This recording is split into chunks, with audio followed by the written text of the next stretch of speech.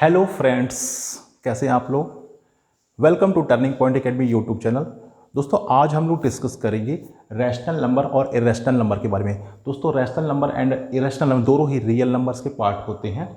Rational number को हम PYQ के फॉर्म में लिख सकते हैं, यानी कि हम इसे न्यूमरेटर अपॉन डिनोमिनेटर के फॉर्म में लिख सकते हैं, जैसे कि 1/2। तो 1/2 को अगर मैं इसका डेसिमल एक्सपांसन करूंगा तो वैल्यू क्या आएगी 0.5।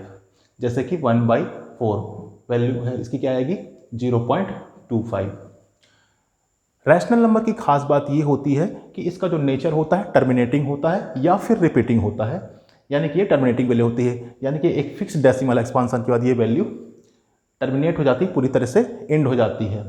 या फिर रिपीटिंग नेचर का हो सकता है, जैसे कि 0.333 अप टू डैश, जैसे कि 0.23333 अप टू डैश। तो these are the terminating values. इसमें एक फिक्स्ड पैटर्न होता है, एक फिक्स्ड पैटर्न को रिपीट करता है रैशनल नंबर। या तो ये रिपीटिंग नेचर का होता है या फिर एंड हो जाता है। तो इस तरह के नंबर को हम रैशनल नंबर बोलते हैं, रैशनल नंबर बोला जाता है।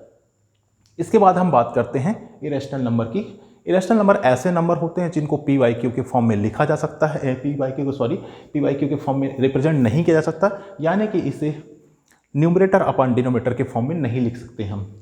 जैसे कि रूट वाली वैल्यू होती है, जैसे कि √3। अगर मैं √3 का डेसिमल एक्सपांसन करूंगा तो कुछ वैल्यू इस तरह की आती है 1.7320115 अप टू डैश।